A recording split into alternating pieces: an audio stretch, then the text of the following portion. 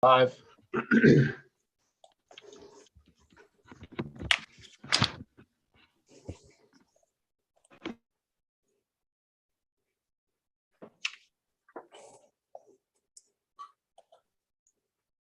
All right, cool.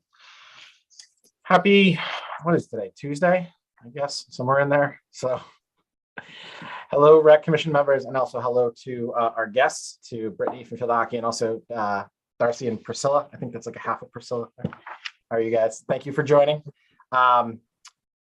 This meeting is to try and go through field use requests, and then also there's an item at the end which focuses on the removal of picnic bench, but figuring that in the order of trying to get these approved, it made more sense because those might have more discussion than the second part, and we didn't want to keep all of our guests waiting. So I'm going to share my screen here for a second. Okay. Which folks should be able to see over here. And this is information basically for background. There was an informal workshop in November where folks got together, all the leagues, and I want to commend them for just meeting and kind of talking through where there might be potential conflicts.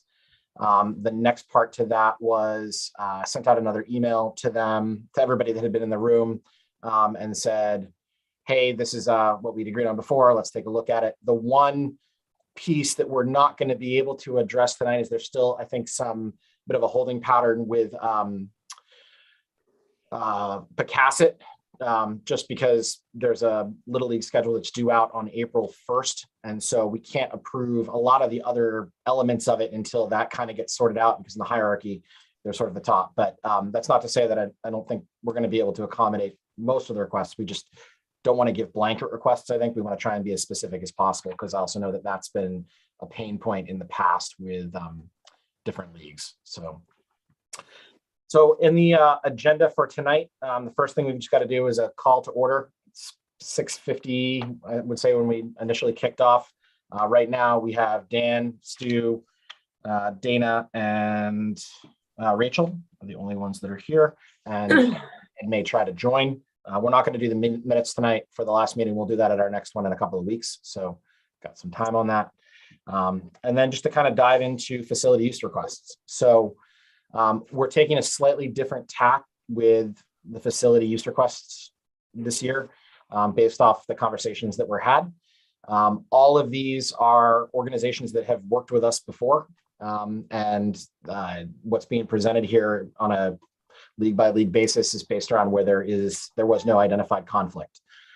If there is anybody on the meeting call who's not a rec member who has a concern or a question as we get to any of these voting opportunities, please jump in, share thoughts, feedback.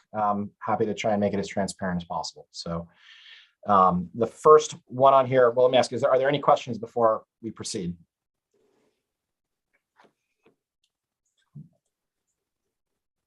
Okay, so just looking at this in terms of the order on here, Tiverton Youth Soccer was the first one up. They had requested both the upper and lower fields for Town Farm, and you'll see that on the screen. It's the same set of dates, what they indicated for practices and games. There are no other conflicts related to them. And again, I will note that all of these are required, and every league submitting is required to also submit a certificate of insurance to the town, just to make sure that that's covered. There's Bob. Perfect. So with that being said, could I entertain a motion to approve use of Town Farm lower and upper fields for Tiverton Youth Soccer from March 1st to November 15th for the times that are outlined there? I've got a motion from Rachel, who raised her hand. I think a second from Dana. Is there any discussion? No. All right. All in favor? Aye. Aye. First one down. Tiverton High School, I actually spoke to Bob Murray about this, and they're sort of still taking a look at what they're going to do. They put in a request relative to a conflict with AAU, the team that came on last year, and they're looking for dates and times that are really later in the summer. So what I asked him is, as things become clear, if we could table this for now and revisit it, and he had no objection to that. So for right now, we're going to table the Tiverton High School. That was the Connie Mack piece together, and we will revisit their requests.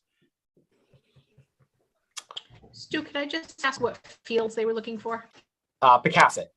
Pretty much any of the ones where there's still a question relates to Pecasset, because we did run into an issue last year where we had too many leagues trying to use like open fields and the ball field simultaneously. And frankly, it also, in some cases, does pose a safety hazard. So we're trying to isolate as much as possible or overlap in a more effective way. So the next one on the docket is Tiverton men's softball, which had one request for Balgamarsh. They wanted Monday to Friday from 5:30 to 10 p.m. And that was the one request that they'd had. Let's see in here. And there wasn't any objection to that as far as I'm aware. So can I entertain a motion to approve? Just one thing. What are the dates on that? April 1st to October 1st. Okay. Sorry, I'm trying to be rapid fire, but also should be more detail oriented. So April 1st to October 1st, Monday through Friday, 5:30 to 10 p.m. Could I entertain a motion to approve that? I see Dan's hand. Can you get a second? I see Dana's. Is there any other conversation or questions? No, just a thank you. No problem. Hey, Gary. Hey, good. Thank you. And Gary, thank you guys for what you do to help maintain that field. I'll express the same thanks to the Women's League as well, but appreciate working with you guys. So No problem whatsoever. right. All in favor? We're good? All right. Cool. And softball set. Women's Softball League. There were two different field requests, and they were for Balgamarsh from June 26th to November 20th on Sundays from 10 a.m. to 7:30 p.m. And then Town Farm at LaPointe Field from June 28th to November 17th, Tuesday through Thursday, 5 to 7:30. This was a discussion point between women's softball and Little League, and it was agreed upon. So everybody's happy in this space. So with that being said, could I entertain a motion to approve the request from Tiverton Women's Softball League as presented? Rachel, okay. Could I get a second? I get a second from Dana. Cool. Any other discussion or questions? All right. All in favor? All right. Any opposed? All right. That passes. Tiverton Women's Softball League. You guys are good to go. You are very welcome. Keep up the good work. Just for my records, could I get Priscilla's last name? It was Darcy Martin, right? And Priscilla Lee. Lee, L-E-E? Wicks. No. W-I-C-K-S. Lee's name? I'm sorry, I missed. W-I-C-K-S. Yeah. How did I not know that? W-I-C-K-S. Priscilla Wicks. Got it. Thank you. Thanks, guys. All right. So next up, we have Tiverton Little League, which has a larger list. And again, the only space that is absent here, not because they're not going to get access to it, just because we're waiting on clarification on schedule, is you'll see it on the right-hand side here, is Pecasset. So that will come before us in the near future for them, just not here right now. And I've been in touch with Shannon. So Tiverton Little League has requested the following fields: Balgamarsh on Saturdays from 4 to 9:30 p.m. 4:30 to 9:30. And that's just on Saturdays. Fort Barton from April 1st to November 1st. And that's Monday through Friday. And then Saturday and Sunday from 8 to 9. So full days there. Southfield from April 1st to November 1st. And again, times listed here. Let me get a little bit bigger. Southfield, and then LaPointe, which again, it's the times that do not overlap with women's softball. Sylvia baseball field, which is April 1st to November 1st. And then Daniel softball from April 1st to November 1st. So I do not believe that there are any conflicts from having sort of thrown this around the horn enough times that should arise. One note with this, I think, as we start to get into a clearer schedule, we'll want to make sure that it's really transparent on what fields are being used when. And that's something that we can work with Little League on as they start to finalize their season series. So, all right, so let me zoom back out here so everybody can see what's being asked. Okay. Could I entertain a motion to approve Tiverton Little League's request as presented? Just to clarify, Stu, we are only approving Tiverton Little League's request for the 1, 2, 3, 4, 5, 6 locations there, and not at this point approving the Cassett. Correct. And I did speak with Shannon. So there is a request that will come forward, and it was discussed about the Cassett. They are waiting until their April 1st schedule is released, and then we'll review it. And then, so the next request that will come before us after this is for East Bay Field Hockey.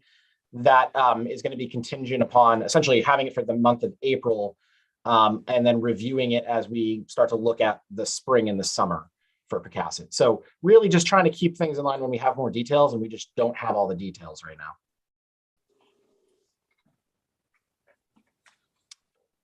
I'll make a motion for that.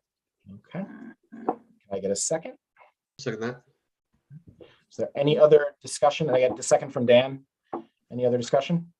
I'll second it. All right, all in favor? Aye. All right, it's unanimous, so it carries. So Tiverton Little League has access for that. And then the last one on our docket for tonight is East Bay Field Hockey.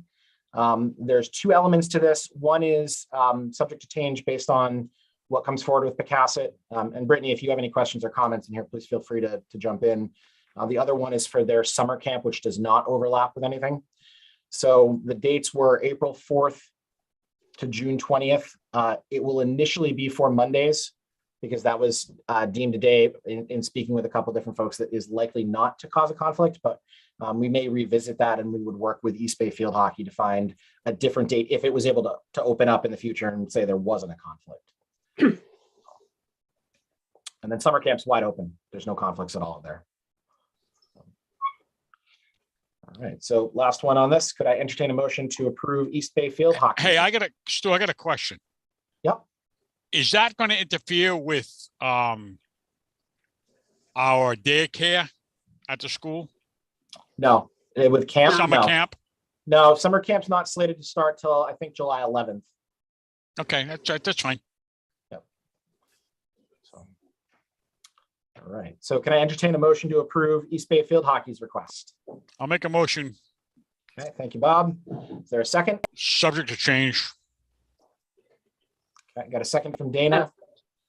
Any other comments or questions? So just a question, when did Tiverton Little League believe they would have their schedule available for review? April 1st. So it doesn't really give a lot of time for this April 4th start. Well, the way we're looking at it is that the schedule comes out April 1st, but it's for games that would occur in practices at the end of April. So like there's a month in there from the time the schedules are released to the time that goes into effect. So there would be several weeks in there. It's not ideal, but I mean, we don't have any other information beyond that. Yeah, I just didn't want to leave Brittany stuck with 2 days notice that she doesn't have a place.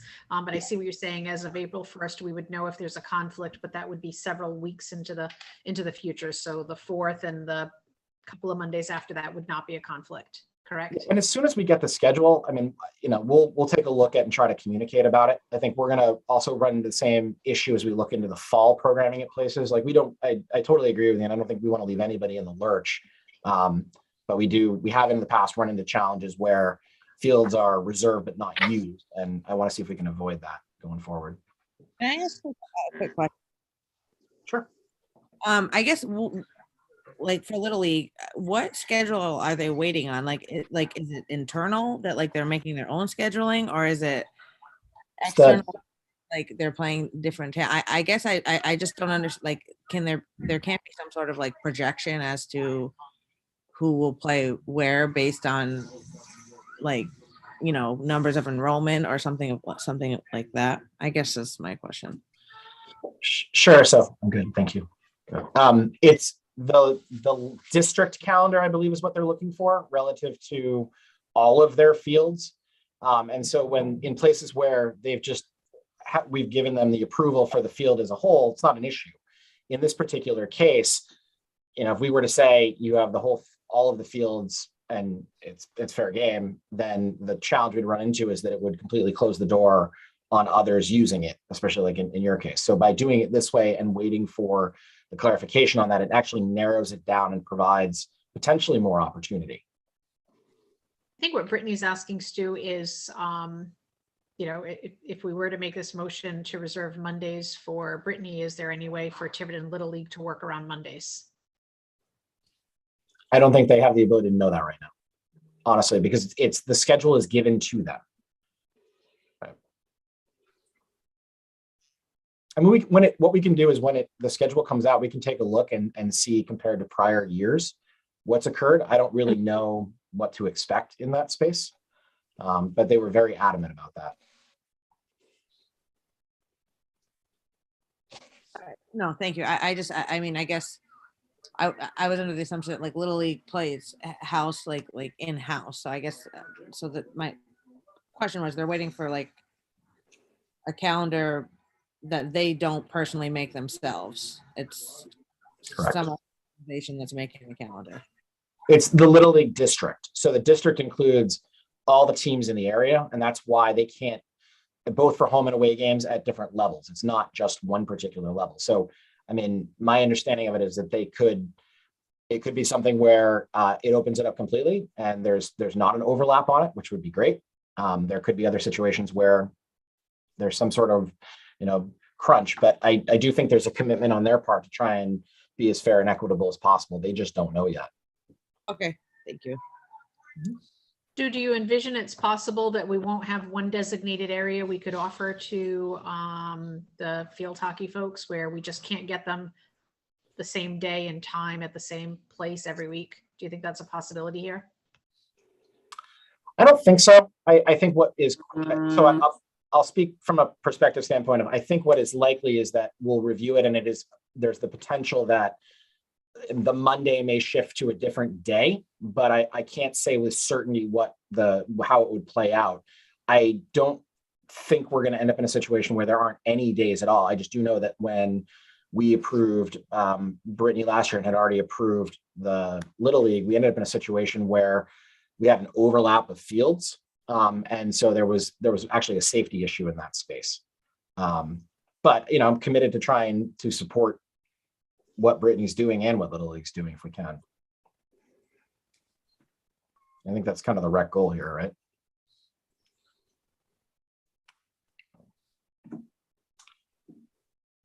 Any other questions, comments? Okay. So I don't remember if we'd made a motion so far. We did make a motion. Bob made the motion. I seconded it. We just needed to vote on. All right. Vote on. All in favor? Aye. Anybody opposed? All right, motion passes. Cool. And again, just as a note, I'll continue to communicate with the leagues and be as transparent as possible about what we have. Every league will get a letter noting what their approval is from us in the next couple of days, just so you have it. And Hey, we're Stu? also, Does this negate the need for us to actually fill out the online form for field use requirement? Because that's where the document, where the attachment of the insurance came in. So now it's just send you the insurance and be done? Yep. Yeah, that's fine. That'll work. Because we do have the request that you guys put in as part of the initial review on it. So Okay, let's not make more work for everybody here. How's that? perfect. Thank you. All right. Moving on. So we're good on leagues. Everybody will get a letter from us just with the details, and they'll also be posted. They've got a new website coming online for the Rec Commission that will have the calendar publicly posted too for everything that's approved, so people can see it. And one of the other things that I think Rec had talked about in the past is looking at where else we can post it. So again, looking to try and be as transparent as possible on some of the stuff. All right, we're going to switch to, let me stop sharing here, the next item on our agenda, which is the discussion and possible vote regarding potential removal of a picnic bench at Fogland. I've got Wenley Ferguson from Save the Bay, who's been kindly waiting in the waiting room, so I'm going to admit her in. Give her a second here.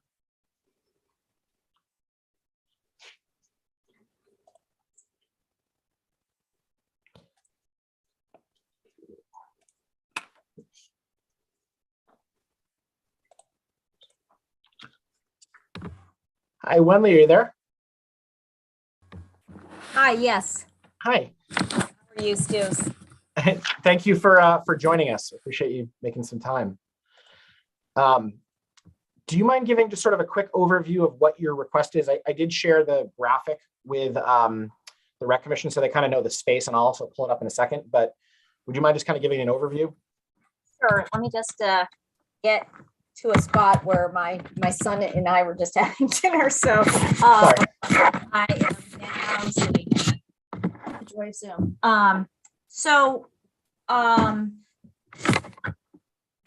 We are Chris, Romaine, and I think Brian, James, and I met back in December to look at where the town will be placing the sand to create the dunes this year.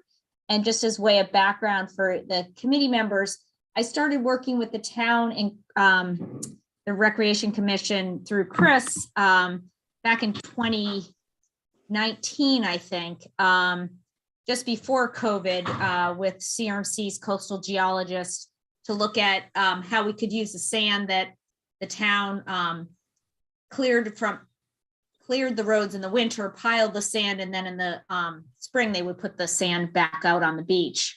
And in partnership with the Recreation Commission and the town and the Open Space Commission, we discussed, could we, just like you guys did after the Superstorm Sandy, try to build some small berms and then plant them.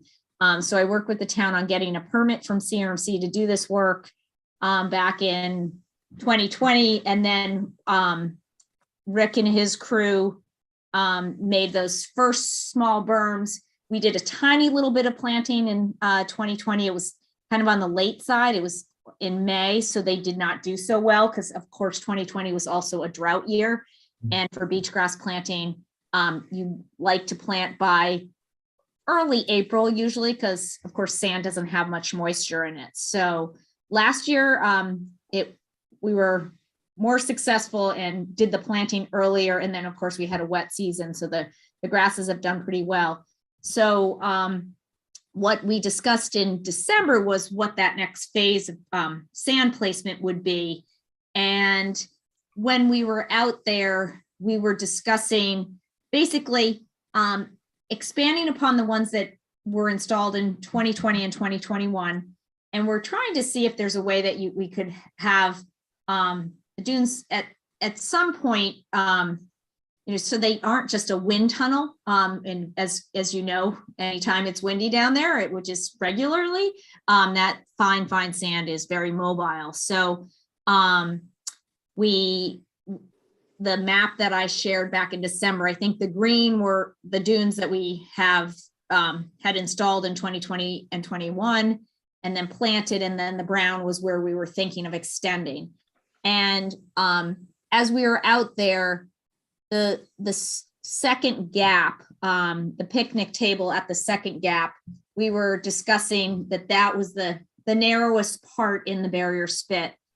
And if it was possible to remove one of the picnic tables or relocate a picnic table closer to another one, if we could close that gap, that is an area where a lot of sand comes across and then goes through the gap that goes from 3 Rod Way to the cove on the north side.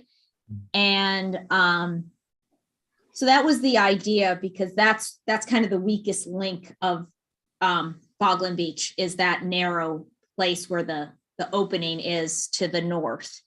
And so one idea was, if we could remove that picnic table, we could make one contiguous dune there, which could kind of make it a little less susceptible to flooding, like the storm we had that nor'easter on Martin Luther King Day, as well as try to keep more of the sand on the beach versus going to the north and into the cove, because once it's in the cove, it's out of the system. So so that was the idea.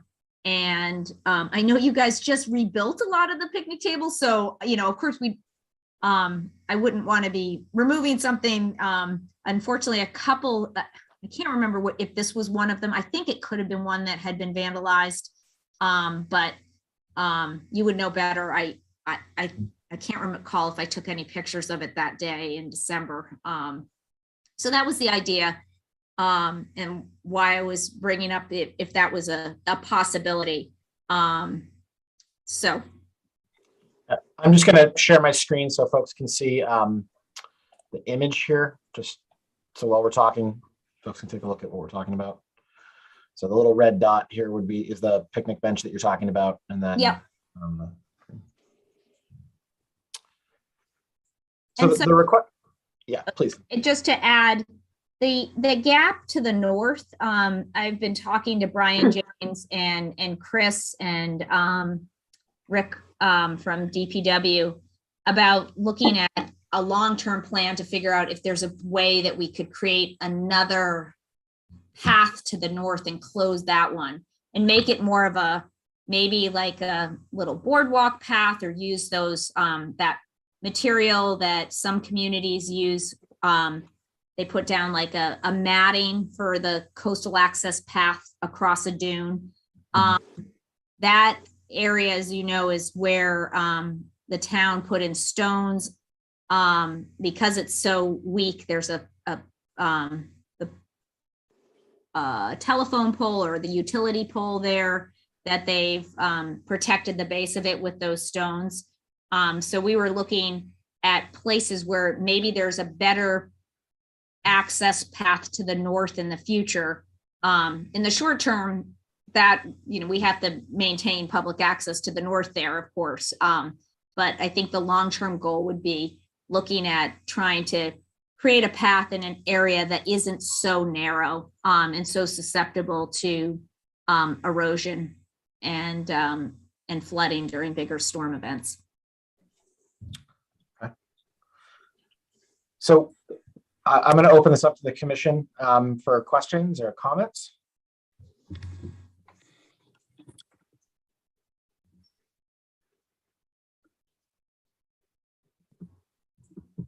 Anybody have any thoughts? Just seems like we continue that one dune, that makes it really difficult for people if they're carrying their stuff to the beach, with kids and they got their chair and all their stuff. But then you got to weigh that against the right thing to do for the beach. It's a lot to think about. And I know there's an interest long-term at looking at the entire beach and where parking is, because this is the narrowest spot for parking as well. And one idea I had was I'm trying to remember what beach I was at the other day. And I was really impressed with how in a rocky, cobble area, they had like areas that you could clearly see, oh, this is a parking space. And just like at Grinnell's, I worked with the town on the Grinnell's project, that it was kind of hodgepodge parking. And by reorganizing it, the goal was not to lose parking, but it was to give the beach a little more space and have a buffer between the beach and the parking. And by organizing it and having it more of a formal parking area, that has resulted in clearer parking. So that I know is something that could be something we look at in the future, is in the narrow places where parking's a challenge, look at other spots where there could be an opportunity to reconfigure the parking to ensure we don't lose spaces, because I completely understand this is a well-loved beach and we don't want to lose spaces for the residents to enjoy it in the summer months. Just a question on the width. So do you happen to know what the current width of that throughway is and how much it would be decreased to by sort of making this change and removing the picnic bench? I don't know, Stu. I can, let me just put the view options such so I'm just going to go into Google Earth, which is what I use to develop that. And you can see, maybe it's I have to double check if it's Google Earth or the DEM maps, the most recent aerial imagery, you can see the dunes that have been created. So let me see if I can find that out and use a measurement tool. So, you know, the one idea is that we could reduce the gap this year and just make it so that there's still that opening, but it's, you know, as you can see from that image, I was trying to show, like, have one end of the dune kind of overlap the other so you don't have that wind tunnel effect. Because that's what we're trying to prevent, is that wind blowing through and then out the other, you know, to the north and into the cove. Gotcha. Okay. So I mean, I think it sounds like, and I apologize if I'm repeating what you said here, but the ultimate goal would be to potentially look at closing that gap over time completely. But for right now, the request is really to remove the table and to narrow that gap for foot traffic. Yes, and have that overlap. I mean, it could be that the picnic table still sits there, but you know, I don't know how many people would want to sit at it. I think it would also potentially be in the way for building it. But I have to apologize. I don't think the spring 2021 images really showed the dune clearly, because it wasn't, you know, they had just placed the sand and we had just planted. So it's just kind of white on white. I can kind of pick it out, but I really can't give you dimensions. That I can try to use the measurement tool here and give you a rough estimate, but it's not going to be too accurate. So a couple of additional questions. What I'm hearing is that at some point in the future, you would want to connect those two dunes, but that's not your request for today. The image that I'm looking at that Stu has on his screen looks like the pathway is less than the width of a car. So that looks really narrow for people to try to get through. And I would imagine that would somewhat evolve with the winds as well. Is there a time sensitive nature to this request? Is this something that we could, you know, investigate a little bit further and come back at a future meeting to vote on? Or is there, again, a time sensitive nature to get this work done? So I know I haven't talked to Rick. We did get the letter of authorization from CRMC again for this year. And I haven't talked to him as to when he would be planning to do this work with actual winter that we've experienced. I haven't wanted to bother Rick. But I would assume that it would be in the next, you know, few weeks. That's usually, they started doing it in February, March timeframe. And maybe, is it Dana? Is that? That was Rachel that was asking. Oh, Rachel, I'm sorry. Rachel, maybe, I couldn't tell who was talking. Rachel, maybe one idea is there a minimum width that you would want to keep, and we could share that with Rick? I mean, I would think probably at least the width of a car, because as Dana mentions, and I share the same concern, and again, it's all offset by, you know, what does the beach need for its own health, and what are the visitors to the beach really need. And I agree that parking and having to walk upwards of 20 car lengths to find an opening in the dune would be difficult, carrying all of your beach gear. So I'd love to see it about the width of a car. So what would you say, like 9 to 10 feet? Is that what you're thinking? Like, I'm thinking, yeah. Okay. I mean, potentially even 8 feet, but I want to make sure that there's room for them to cut through. I think what you're trying to do is make somewhat of a diagonal cut so that exactly, to the water, it's not perfectly perpendicular to the edge of the shore, you know, where the water meets the sand. You want it to be coming in somewhat on an angle like that. And if it's okay with you, we could share that with Rick and his crew And then when we do the planting, we can ensure that, and Chris has been involved in, doing some of the fencing, like that there's that 10-foot gap. And it's not less than 9 to 10 feet. If But- that, Yeah, what are your thoughts, Dana? Because I know you and I think are on the exact same page as far as just making sure that there's still access. Do you think that would be adequate? I think that would, but I'm also reading the notes that we have here from Rick, and it sounds, just by what's in the email, it's saying that he'd like to wait and see if the sand, and see if road sand would be an issue, and they would check the amount of wind-blown sand that is in the road in this area. That DPW considered this existing table when we extended the dunes previously and left room so that people could enjoy it and the view, and it felt it was worthwhile to wait and see if road sand would be an issue. So I wish Rick was here. I mean that plan with the diagonal pathway, that sounds nice. And it still gives people access, which would be a good thing, and it would protect the beach, which would be a good thing.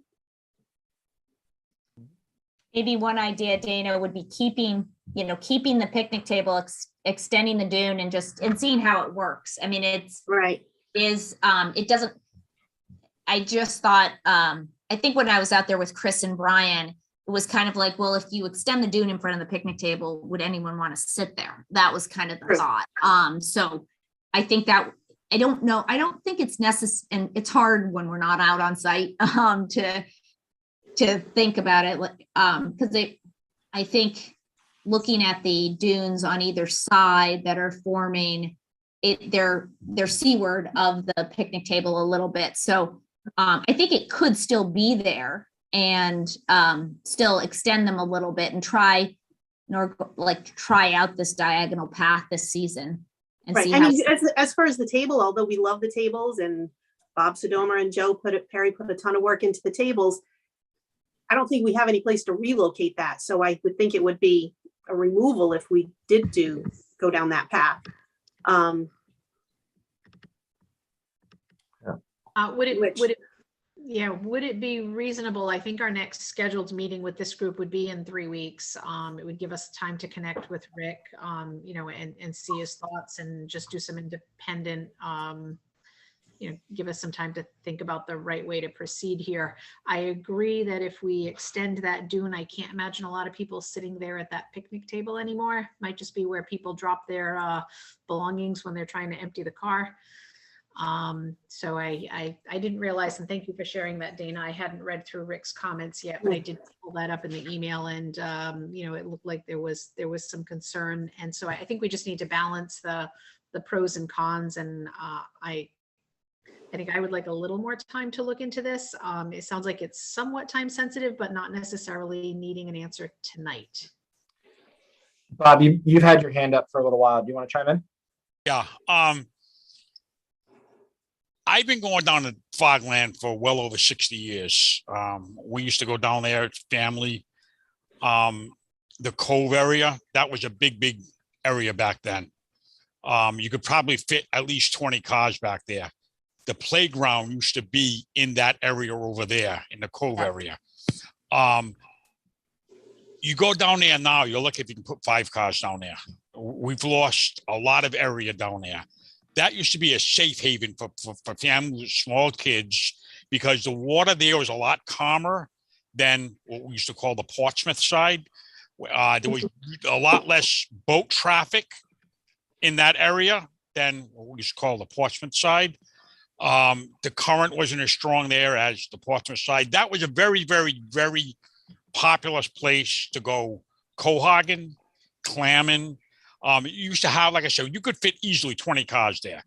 That was our place to go on weekends in the 50s, 60s, 70s.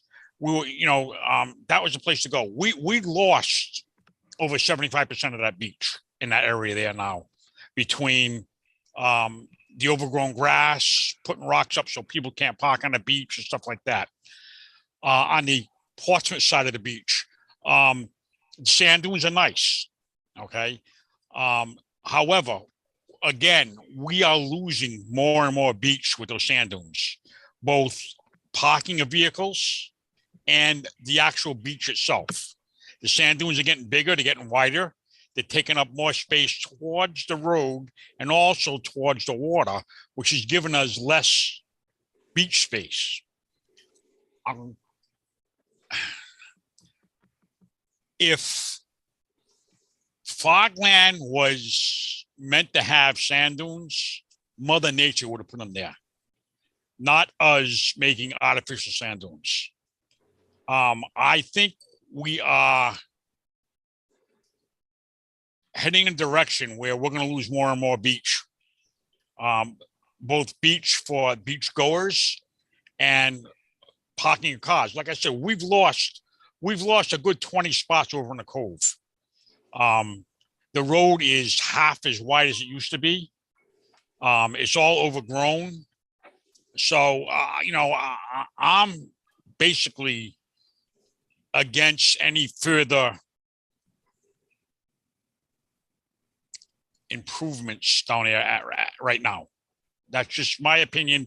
Like I say, being brought up down there, going there for 60 plus years, I have seen a big change. And I think if you ask a lot of other locals that were brought up down there and stuff like that, I think you're going to get the same opinion as far as the use of the cove, the way it used to be and how it is today, and what's going on down there.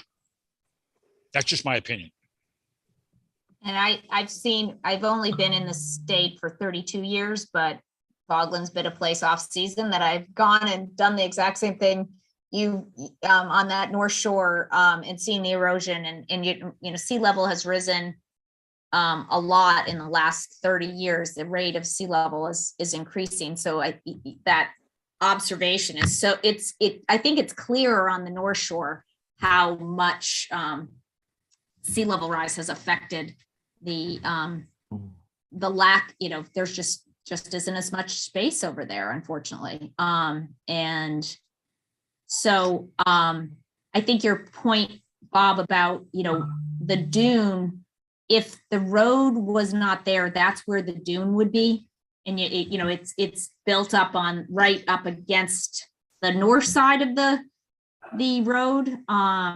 That's where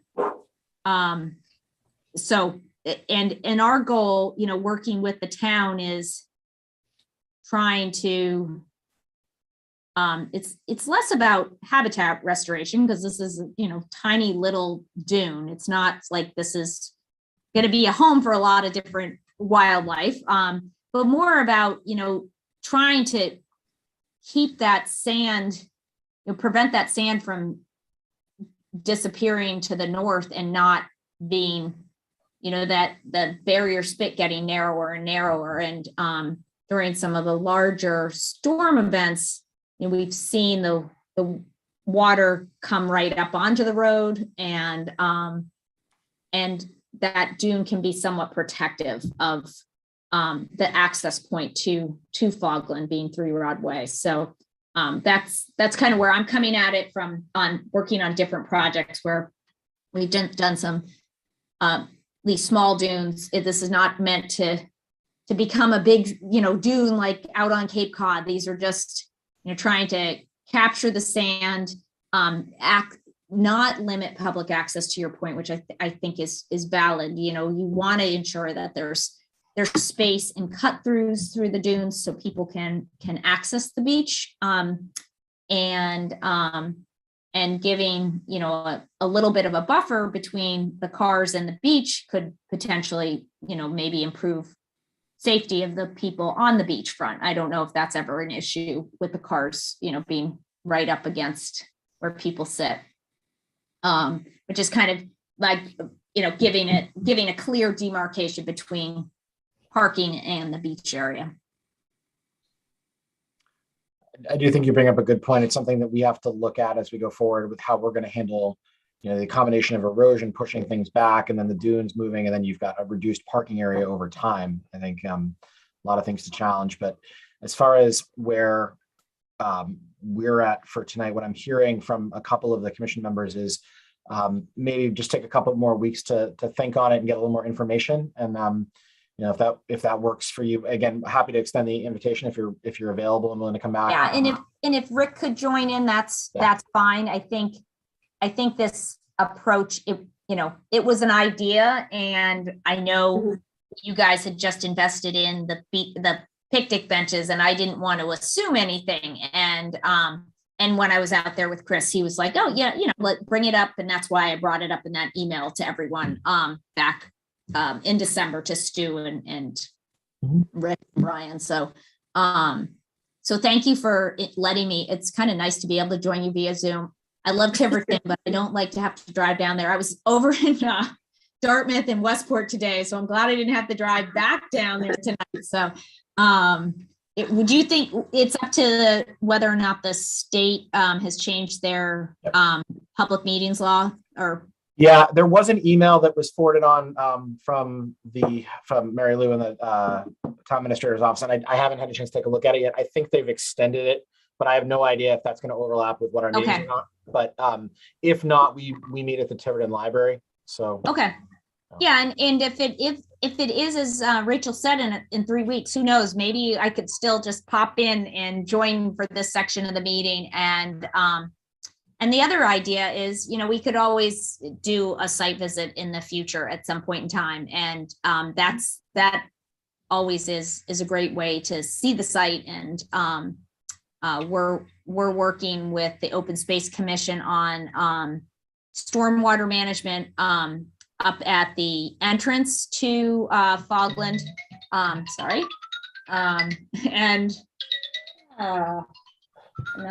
Okay, there we go. And where the entrance road comes in, trying to reduce the amount of flooding at the entrance road, both from precipitation.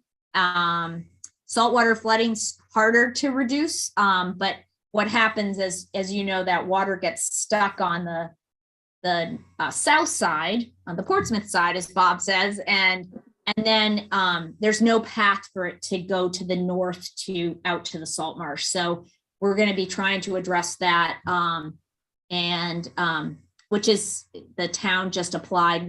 I've been working with the town on the engineering for those designs, and hopefully it will help improve water quality, because all that stormwater discharges down to the shellfishing grounds, as well as try to reduce the flooding of the road as it enters. So that's another project that we're working on. So I'm down there frequently, and if there's a way we could connect, but keep me posted in a few weeks. I'd be happy to join in if it's Zoom. I can't guarantee if it isn't, but it's Zoom. I definitely, this is easy. But nice to meet you all. Thanks for letting me. You too.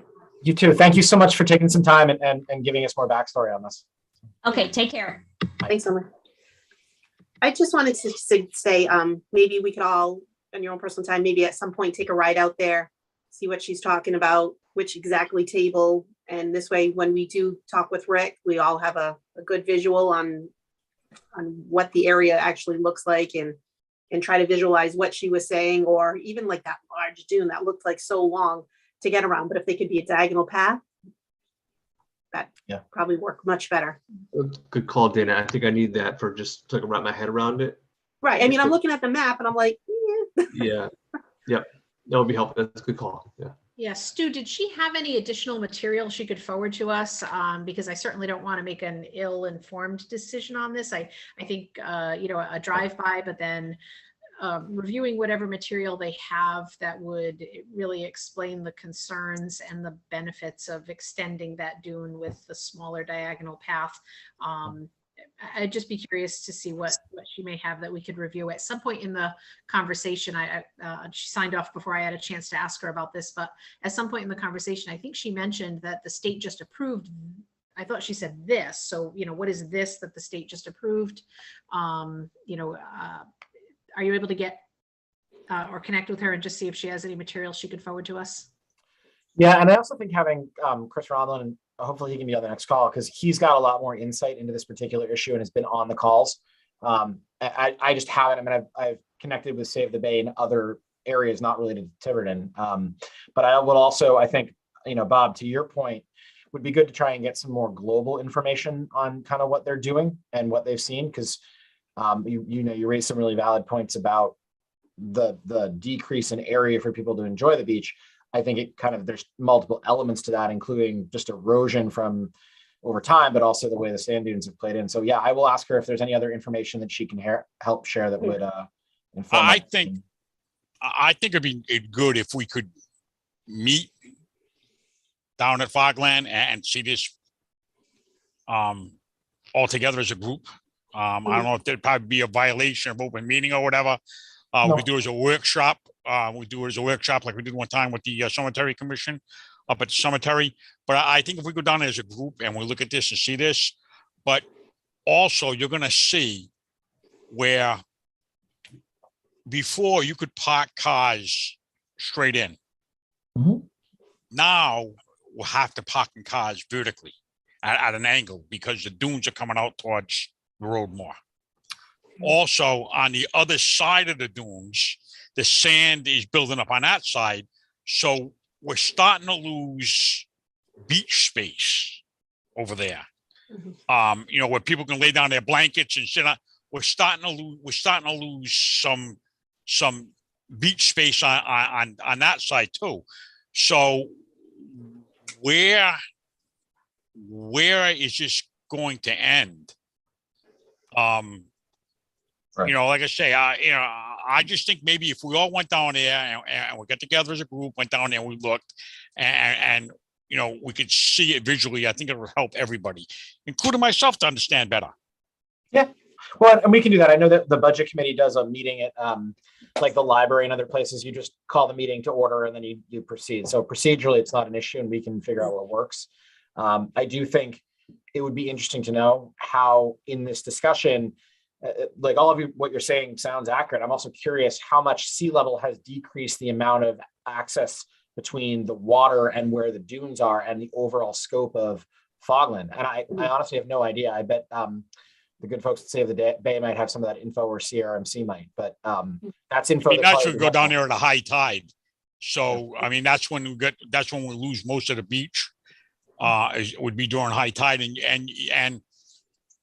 you can see what we're losing. Sure. Yeah, no, it's a challenge. We just need to find a balance between what's good for the residents and the people that use the beaches and protecting the beaches so future generations can continue to use the beach.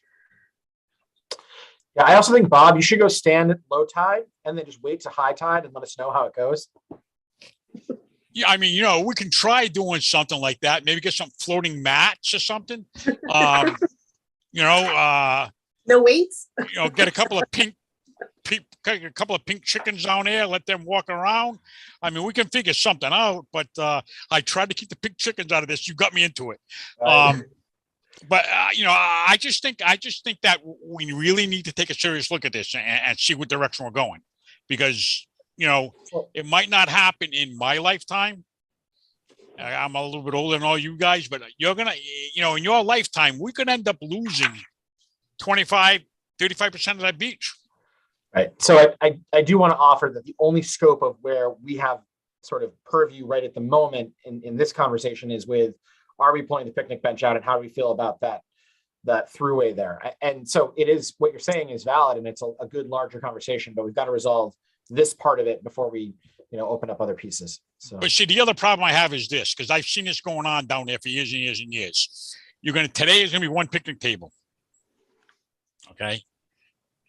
Next month, it's going to be something else. Next year, it's going to be another picnic table.